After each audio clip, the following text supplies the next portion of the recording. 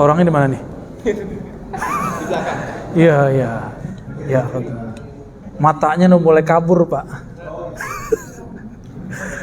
Ya, fadal. Kalau ini kita kan sudah bertahu namanya ada yang dari tasawuf, seorang mereka juga. Kebanyakan mereka punya karomah. Nah, bagaimana kita menyikapinya?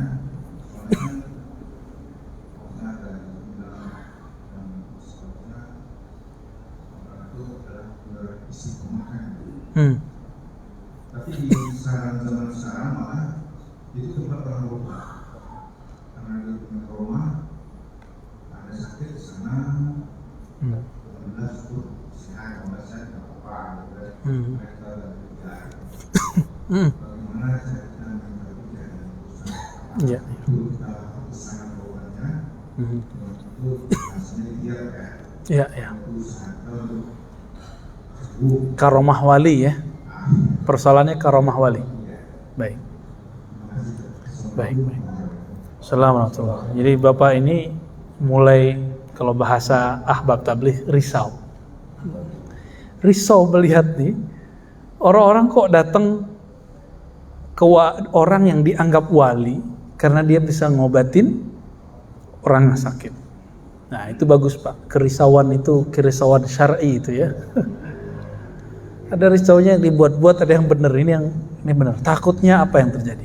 Nah, sebelum masuk ke sana, kita definisikan dulu apa arti karomah. Bahasa Indonesianya keramat. Bahasa kita di sini diduri ya, Bapak? Keramat. Keramat mah orang Minang. Keramat Jati di Jakarta itu nama bis, Pak. Ada nama tempat juga ya, jangan dari Keramat Tunggal apalah. Gak jelas. Karamah secara harfiah artinya dari kata karam, kemurahan.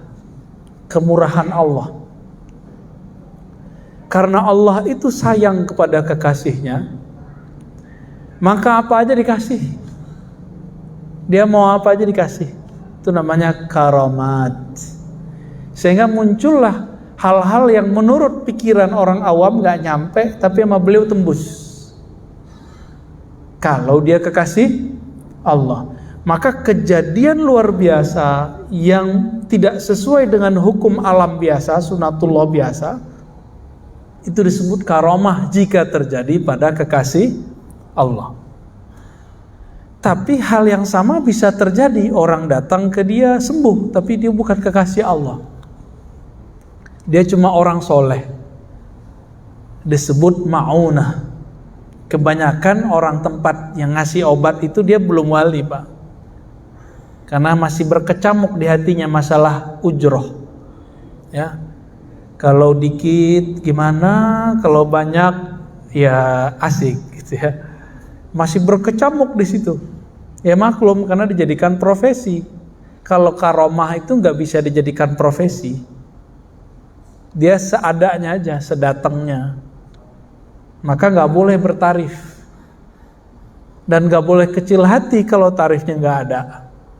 Katanya kalau karomah kan Allah memberi karena murah. Maka dia harus pemurah kepada hamba-hamba Allah. Ada hamba Allah gak punya, dia yang datang ngobatin. Itu baru wali. Nah, kalau yang biasa-biasa ini godaannya gede. Namanya ma'unah. Ma'unah ini bisa dipelajari. Namanya ilmu hikmah. Tapi orang mengira ilmu hikmah itu ilmu tasawuf, padahal bukan. Ilmu hikmah ujungnya ngobatin orang, ngurusin ruqyah sama air-air obat. Itu kerjanya Pak. Boleh. Di zaman Nabi ada sahabat yang bisa begitu. Abu Sa'id Al-Khudri langsung diajarin Nabi. Fatihah, tapi Fatihah yang berijazah khusus untuk Abu Sa'id. Bisa menyembuhkan orang yang kena bisa ular. Kalau bapak ini kan baca Fatihah nggak ngefek Pak, karena nggak dapat ijazahnya. Ya, itu bukan masalah keturunan, nggak ada urusan sama keturunan. Mau keturunan hantu belau, itu masalah dia dapat ijazah, yakin nggak? Abu Sa'id sahabat Nabi, dia yakin dengan Rasulullah, diajarkan Rasulullah. Apa kata Rasulullah? Abu Sa'id, sebelum nanti pulang ente tungguin aneh, kira-kira begitu. Maka semua sahabat pulang, sisalah Abu Sa'id dipanggil sama Nabi. Diajarkan bacaan yang Abu Sa'id sudah hafal. Apa itu? Al-Fatihah. Tapi apa tekniknya? Itu yang nggak disebutkan di hadis itu. Itu rahasia ahli ruqyah yang versi ini. 1 napas kah, 2 napas kah, 7 napas kah, itu nggak dijelaskan, Pak. Nggak ada penjelasannya. Ya, nggak dijelasin. Nah, itu rahasianya. Kalau orang belajar ilmu ruqyah yang bersanad, nah itu ada cara-caranya di situ. Cara menghembusnya ada, Pak. Nggak main fuh doang. Ya. Abu Sa'id praktek keluar kota, kehabisan bahan makanan. Bawa nama sahabat Rasulullah, ternyata nggak laku di satu kampung. Udah disebut nih, gue nih sahabat Rasul nih, ini gerombongan sahabat Rasul. Ya namanya Arab Badui bilang, emang lu siapa? Emang jaminannya kamu sahabat Rasul siapa? Kan nggak ada, ngaku-ngaku aja gitu. Akhirnya Abu Sa'id nggak bisa ngapa-ngapain, dia jalan terus, kelaparan. Tapi hatinya sudah narok satu tanda di situ. Abu Sa'id udah ada kodenya sama dia. Udah agak jauh dari kampung, tiba-tiba ada orang berkuda mengejar. Oi, sahabat Rasulullah. Oi, sahabat Rasulullah. Akhir berhenti, itu sahabat. Ternyata ini utusan dari kepala desa, ketua kampung yang tadi tidak menjamu sahabat Rasulullah. Apa kata si utusan ini? Adakah di antara kalian yang bisa mantra-mantra? Bahasa Arabnya yang keren, Pak. Hal minkum min raqin. Adakah yang bisa ruqyah? Kan jadi Islami kalau pakai bahasa Arab ya. Padahal arti ruqyah apa? Mantra. Jampi. Ruqyah itu bahasa Arab mengangkat doa supaya mengangkat penyakit. Ruqyah. Itu arti ruqyah, mantra-mantra, doa-doa yang dipanjatkan bisa kepada Allah, bisa kepada selain Allah. Maka ada ruqyah syar'iyyah, ada ruqyah yang syirkiyah. Semua sahabat diem, mereka hafal surat Fatihah tapi nggak dikasih teknik oleh Rasulullah cara untuk ngobatin. Semua diem, akhirnya Abu Sa'id mengatakan, saya aja deh. Yang tadi minta dijamu. Tapi beliau karena tadi udah diusir, jual mahal dong. Ya udah, kalau gitu saya kasih tarif. Nanti kalau tuanmu sembuh, tolong sediakan 40 domba. Ini sahabat Rasulullah, yakinnya tinggi, Pak. Maharnya 40 domba. Itu kalau domba berapa nih harganya? Ini mana tuan domba di sini nih? Yang ini jualannya Toyota deh, nggak nyambung. Domba Toyota. Ada yang jualan kambing di sini? Kambing berapa Pak harganya? Yang bagus. 3,5 juta kali 40. Mahal, Pak. Nyinggung hati sahabat sih ya. Ketemu, dilihat, wah ini mah baru kena gitu kata si Abu Sa'id. Dibacain surat Al-Fatihah yang semua sahabat yang lain juga hafal tapi nggak tahu tekniknya. Terus diludahin, Pak, rasain, puas. Puaslah dia Abu Sa'id ya. 3 kali, ulang lagi baca, ulang lagi baca. Yang ketiga hilang penyakitnya, langsung lama-lama kempes, hilang panasnya, langsung sejuk. Itu namanya karomah. Bisa direncanakan? Bisa. Maka karomah bagi wali bisa direncanakan. Sekarang kiai-kiai karena nggak punya karomah bilang nggak ada tuh karomah, nggak bisa direncanain. Kalau nggak ngerti karomah jangan ngomong karomah deh, ya. Bilang aja saya nggak ngerti, saya nggak punya karomah, gitu aja selesai. Ini buktinya sahabat Nabi bisa merencanakan, ditarif lagi. Seru Pak ya kalau karomah bisa ditarif gitu. Sembuh, girangnya bukan main, ini tuan kepala desa. Dia punya kambing bukan 40 Pak, 4.000-an lebih.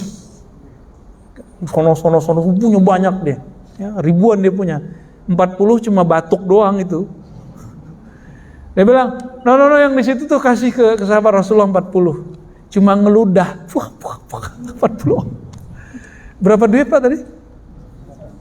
135. Avanza bawa pulang. Belinya ke Cangdangdar. Sayangnya Abu Sa'id Al-Khudri waktu itu nggak ketemu Cangdangdar kan. Walhasil Abu Sa'id bingung. Ini 40 boleh dimakan nggak ya? Mereka lagi lapar Pak. Nanya ke sahabat, ada nggak yang kamu dengar Nabi membolehin upah mantra, upah perdukunan gitu ya? Semua sahabat diam lagi. Yaudah kita bawa aja yuk ke Madinah. Mereka masuk ke kota Madinah cuma minum doang tadi di desa tadi, nggak makan. Masuk kota, lapor ke Rasulullah. Begitu lugunya sahabat, lugu polos, itulah sahabat Nabi. Maka antum ini gak akan bisa berkarakter seperti sahabat kalau akalnya masih liar, suka ngakal-ngakalin ilmu ustadznya. Kalau tulus, polos, itu tuh jadi pewaris sahabat Nabi tuh. Orang-orang begini nih setia. Apa salahnya diambil satu, kalaupun salah nanti tinggal diganti toh. Tapi polos begitu. Apa kata Rasulullah? Rasulullah nggak bilang iya, nggak bilang tidak. Kamu nanti kalau bakar kambing, nyate, jangan lupa ajak saya. Itu maksudnya apa? Boleh apa enggak? Girangnya hati Abu Sa'id, kenapa enggak dari kemarin? Itu hadis Sahih Bukhari Muslim Pak. Itu kalau diceritain kan seru. Padahal hadis sudah biasa kita dengar. Sering kita dengar, tapi kita nggak tahu ternyata ada rahasia-rahasia kecil di situ. Jika diceritakan dengan kolbu jadi enak, jadi nikmat. Mantra itu Pak, mantranya pakai Al-Quran. Jadi karomah. Dipakailah sekarang oleh orang-orang yang training ruqyah. Apa ikut tuh karomah? Enggak, itu namanya ma'unah. Saya punya teman nggak sholat Pak, nggak sholat, kerjaannya macam-macam. Tapi kalau ada orang kesurupan sama dia dibacain ayat kursi, sembuh juga tuh. Jadi masalah ruqyah ini bukan masalah keturunan, bukan masalah dia sholat. Masalahnya kalau dia memanjatkan doa, dia yakin apa enggak. Bapak ini kan sholatnya banyak, tapi yakinnya juga banyak. Enggak banyak ya. Sholat banyak, tapi ragunya banyak. Bener gak ya? Bener gak ya? Ngefek gak ya? Ngefek gak ya? Gitu kan? Kalau mereka enggak, mereka polos. Orang-orang polos ini, ketika diajarkan apa? Yakinnya sempurna. Kalau ini suka bolos ini. Bukan polos. Coba Cangdangdar disuruh ruqyah nggak mau dia. Ya, paling maunya di ruqyah ya. Di ruqyah oleh Ruqayyah. Ya lanjut. Jadi karomah itu hadiah dari Allah. Buat siapa? Ya. Karomah itu bisa direncanakan oleh kekasih Allah kalau dia dikasih namanya Al-Ismul A'zam. Nama-nama kunci meminta kepada Allah. Ada Pak kunci-kuncian minta ke Allah. Iblis aja ada, makanya dia bisa abadi. Kalau iblis minta dengan kuncian itu bisa abadi, sang wali cuma minta dikit doang, masa nggak dikasih sama Allah? Dikasih Pak. Maka wali Allah itu kalau udah tingkatan tertentu, dia minta abadi bisa. Tapi kalau dia tahu diri, dia nggak mau abadi. Karena kullu nafsin dha'iqatul maut. Dia harus melewati ini. Nabi Idris paham bab itu, maka dia buat skenario. Minta dulu mati. Ya Allah, saya pengen tahu dong cara mati gimana. Mati dulu Pak. Udah mati, dihidupkan lagi. Habis itu minta lagi, ya Rob, buat jalan-jalan ke neraka dong. Dibawa ke neraka. Habis ke neraka kemana? Surga. Habis ke surga nggak mau keluar. Tuh pinter kan Nabi Idris. Orang udah ngerasain mati. Jadi ketika ditanya, ente kenapa masuk surga? Kan ente belum mati. Dia jawab, siapa bilang saya belum mati? Saya kan udah mati. Gitu. Jadi wali Nabi itu bisa berencana, tapi rencananya bagus. Ya bukan rencana yang bohong ya. Kira-kira begitu Pak ya. menyikapi kejadian-kejadian di luar sana, ada orang yang dianggap bisa ngobatin itu benar kekasih Allah, ada yang dia cuma orang soleh, atau orang yang bukan soleh tapi dia tahu Ismul A'zam. Mau dia dukun, mau dia orang soleh, tahu Ismul A'zam bisa nyembuhin. Ismul A'zam itu kalau diterjemahkan nama yang agung. Kalau terjemahan saya, kunci-kuncian minta kepada Allah. Gitu. Jadi ini bukan bagian dari karomah semua ya. Apakah semua orang tadi itu mintanya sama Allah atau mintanya sama izin? Tanya aja Pak. Tanya aja sama dia. Pak Haji gitu. Ente minta sama siapa? Nanya aja sama dia. Ya, jangan nanya sama saya nggak ngerti Pak. Nah ini kan biar kita maksudnya ini soal. Iya. Karena nanti kita salah jalan. Kita kan banyak orang yang ini kita Iya. Jadi Bapak tanya aja langsung ke beliau. Kalau tanya ke saya kan saya bukan praktisi. Tanya aja langsung. Maaf Pak Haji, ini kalau boleh tahu biar kami nggak salah nih, ajak canda aja, amplopnya tebelin dikit. Itu kalau doa bunyinya gimana sih gitu. Jangan bilang ente minta ke Allah atau enggak. Pasti dia minta ke Allah. Cuma kan Bapak pengen tahu doanya kan. Mau buka praktek habis itu. Enggak. Jadi gitu Pak ya. Setahu saya, mau itu orangnya dukun, mau itu orangnya soleh, mau itu wali, mintanya tetap kepada Allah.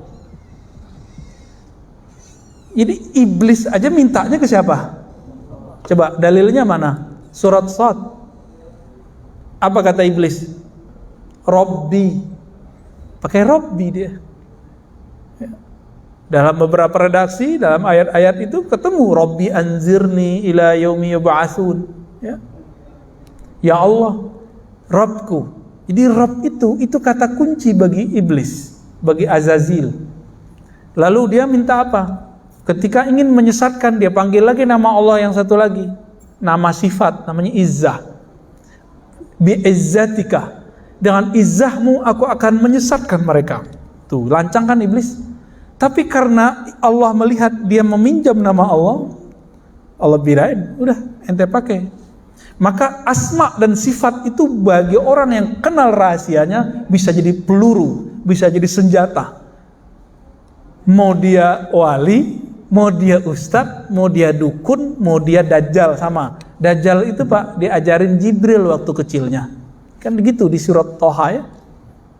Dia diajarin Jibril. Jadi Nabi Musa nanya, "Hei Dajjal, kamu pakai ilmu apa sih? Kok bisa bikin patung ngomong?" Apa jawaban dia? "Aku waktu kecil dibimbing oleh Jibril, basurtu," begitu kalimatnya. Dikasih penglihatan yang spesial, visi yang spesial. Jadi 10 tahun awal itu kan diajarin Jibril. Itu perintah dari Allah. Buka tafsir Ibnu Katsir, kira-kira begitu isinya. Diajarin asma-asma. Harapannya si Dajjal kecil dulu namanya Samiri atau Musa As-Samiri, ada Musa bin Imran, ada Musa bin Sam'un As-Samiri. Harapan kembali nyembah Allah, tapi kan enggak. Pakai asma loh dia Pak, mintanya kepada Allah. Bedanya apa? Dukun, wali. Bedanya cuma satu. Wali itu membantu karena Allah. Kalau dukun membantu, belum tentu juga Pak. Belum tentu. Kalau duit itu yang tengah-tengah. Yang antara wali sama dukun ini. Jadi ada yang dia mau menantang Allah, itu ada juga. Nah, ada yang nyerempet-nyerempet ke fulus, betul Pak. Ya. Nanti kalau Bapak juga pakar ruqyah, pasti ada bisikan itu. Ya, teman saya ahli Quran, udah dipegang tuh orang sekampung, megang tetangga dia, nggak sembuh-sembuh. Sama dia ditiup doang, sembuh. Besok-besok laku, tapi tarifnya TKS. Terima kasih. Jam 12 malam ngantuk-ngantuk dipanggil, akhirnya dia tutup, dia pindah Pak. Nggak terima ruqyah gitu. Karena nggak ada tarifnya. Jadi orang hafiz Quran aja bisa tergoda Pak, apalagi yang bukan hafiz Quran. Kira-kira gitu Pak ya. Wallahu a'lam bishawab. Ya. Udah. Ada ini netizen. Fadhal. Apakah ruqyah boleh bertarik dan apakah ada dalilnya boleh tarik dalam ruqyah? Tadi hadis Bukhari dan Muslim yang kita sadur dalam bentuk kisah tadi itu adalah dalil boleh ruqyah bertarif. Itu dalilnya. Mahal nggak Pak? Tadi berapa dalilnya? Berapa harganya tuh? 40 domba, 130-an juta. 120-an ya? 175. Masya Allah, Bapak naikin sendiri Pak. Kayaknya mau praktek nih Pak. Jadi ini dalilnya teman-teman yang muliakan Allah, ruqyah bertarif. Tapi yang berhak begini kan cuma sahabat Abu Sa'id. Orang-orang kayak kita mana pantas, ya? Emang kita bisa seperti Abu Sa'id? Mungkin Ustaz, Ya. karena tidak ada makanan bisa pasang tarif. Kalau itu jadi profesi itu tidak boleh. Kan nggak ada juga dalilnya. Kalau nggak jadiin profesi dilarang kan nggak ada Pak. Karena ada sahabat lain yang emang kerjaannya ngeruqyah. Namanya, seingat saya, Ibnu Malik al-Asja'i. Jadi dia datang kepada Rasulullah dan mengatakan, wahai Rasulullah, dulu waktu zaman jahiliyah saya seorang peruqyah. Lalu Nabi mengatakan, coba bacain ruqyahmu. Dibacakanlah, ternyata nggak ada di situ syirik. Berarti sudah ada profesi ruqyah sebelum Islam datang. Ada Pak profesi. Dan itu Nabi bolehkan. Apa kata Nabi? Siapa yang sanggup memberi manfaat kepada saudaranya, fal yanfa. Maka sebarlah manfaatnya. Ada perintah begitu. Boleh Pak. Kayaknya Bapak mau buka juga nih. Udah 2 nih. Bisa-bisa yang di Pekanbaru gak laku ya. Gak, itu ada tekniknya, ada ijazahnya, ada segala macam, ada daurahnya sebenarnya. Kalau orang-orang dulu karena diturunkan ke anak, maka bernamalah nanti turunan. Padahal itu nggak mesti turunan. Itu masalahnya adalah mau nggak ngajarin ke orang gitu. Itu bisa dipelajari Pak. Bapak mau belajar? Bukan sama saya, sama teman saya aja ya. Ada teman kita yang bisa ya? Siapa? Cang Nandar. Abakib. Ya lanjut. Apalagi? Khalas. Ya. Dan Assalamualaikum warahmatullahi wabarakatuh. Saya paling rajin juga lah dengan firman Ustaz. Hmm.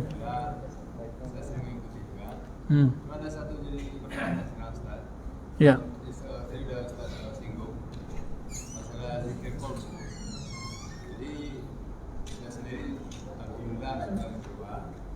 Di situ kita sering terjadi seperti gangguan-gangguan seperti itu Ustaz.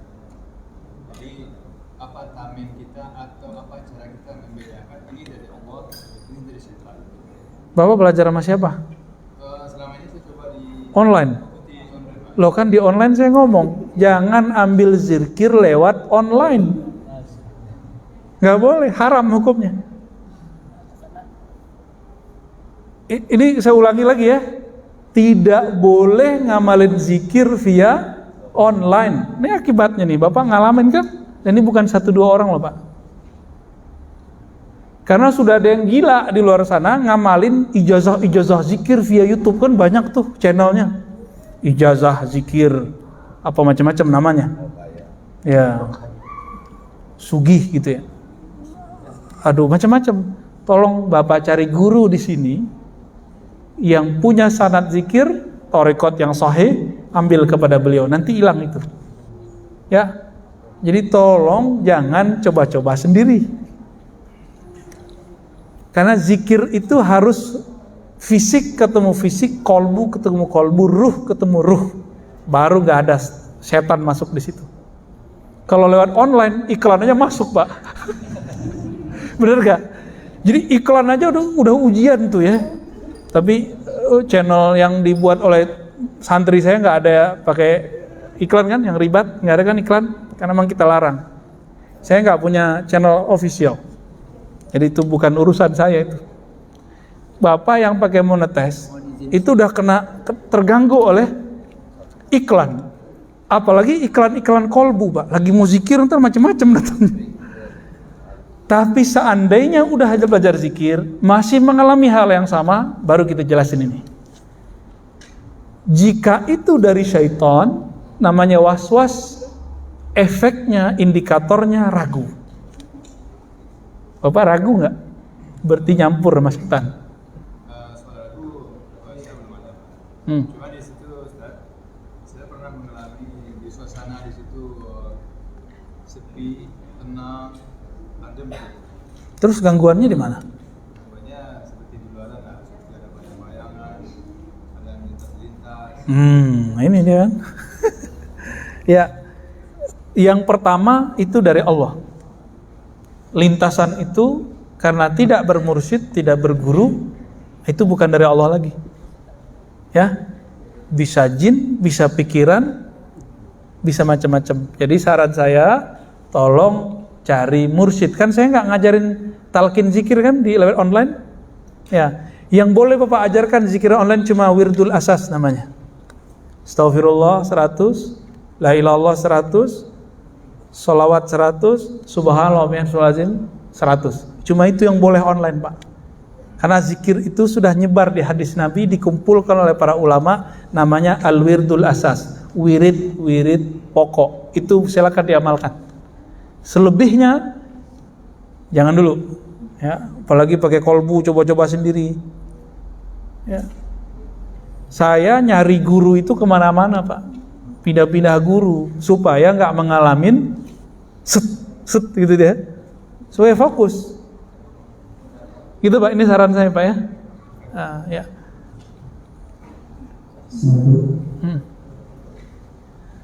Assalamualaikum warahmatullahi wabarakatuh. Assalamualaikum.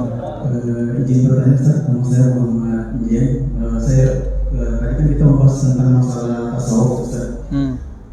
Ada pertanyaan yang terbersit tadi barusan, pada saat kita tahiyat itu kan pada saat tahiyat itu kita disunahkan untuk mengangkat telunjuk jari kita.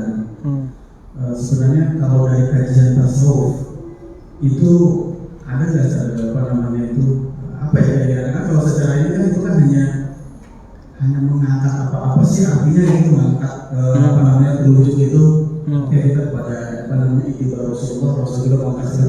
Tapi ada mungkin kalau dari ulama itu punya kajian yang memang saya yakin pasti ada rahasia Allah di situ. Iya. Assalamualaikum.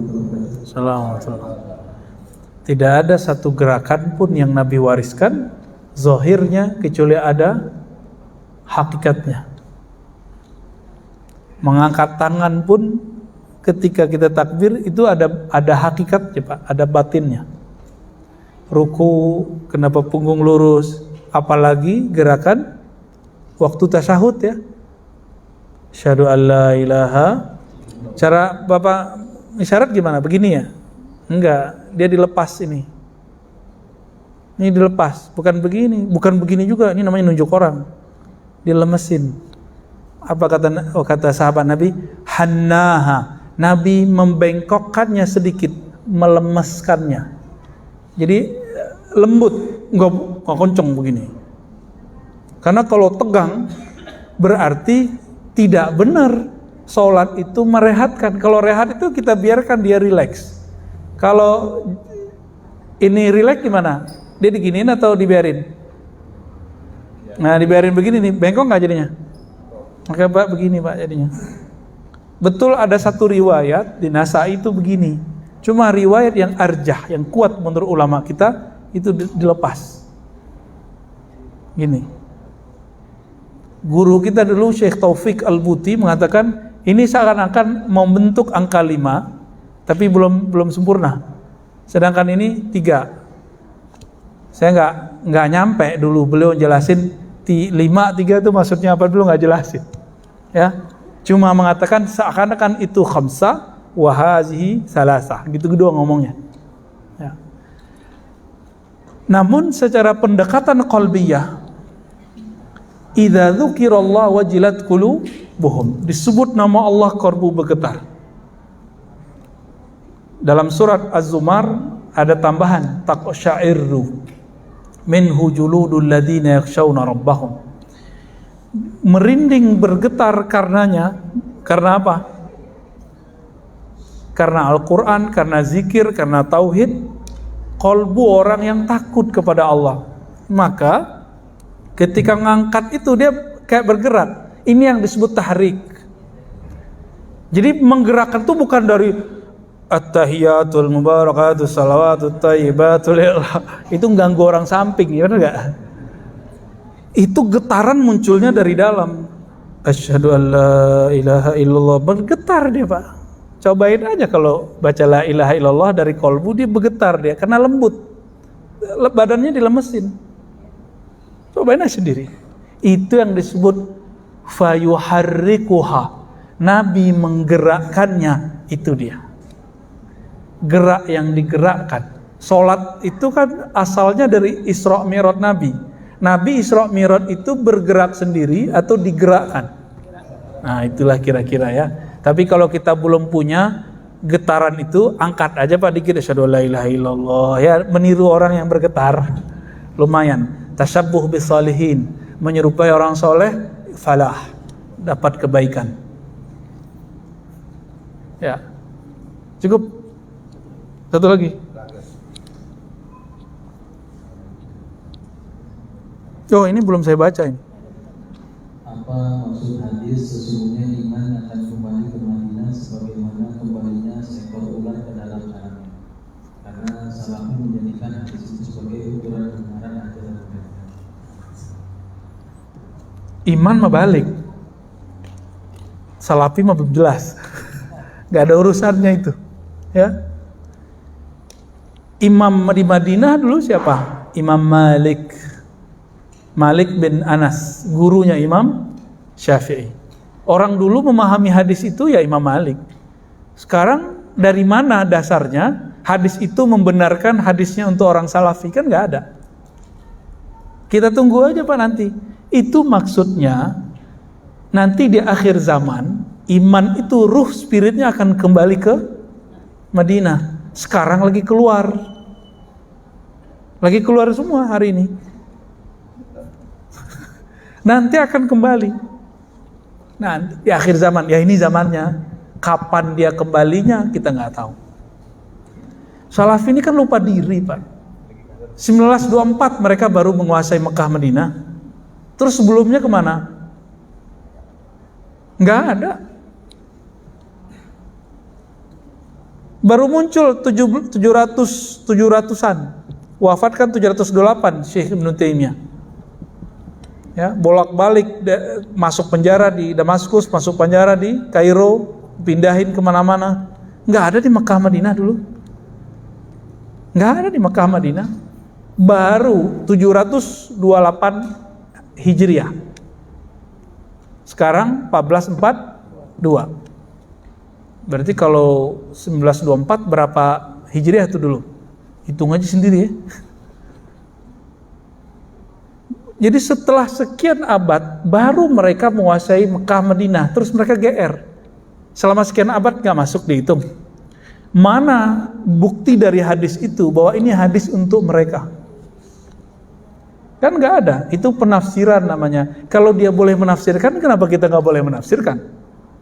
Mereka bilang itu adalah kelompok kami. Ya udah kita bilang kelompok kita kali. Kan nggak ada batasannya di situ. Kelompok siapa? Ini kan udah mulai Pak. Dulu khutbah di Madinah nggak ada pakai Sayyidina. Sekarang pakai Sayyidina kebanyakan khotibnya. Kenceng, malah sedang ngajain tuh khotibnya. Allahumma sholli ala Sayyidina. Begitu kadang-kadang. Udah kayak di Indonesia aja perasaannya. Cuma bismillahnya masih ngikutin mazhab Hanbali, nggak apa-apa. 1924 mereka membuang simbol-simbol mazhab, menyatukan semua mazhab dan membuang mazhab-mazhab yang ada buat satu sendiri. Ini membunuh ya semacam perkembangan keilmuan fikih. Mereka lupa gitu. Tapi sebenarnya saya mau ngebahas beginian Pak. Udah panas. Tadi makan kambing soalnya.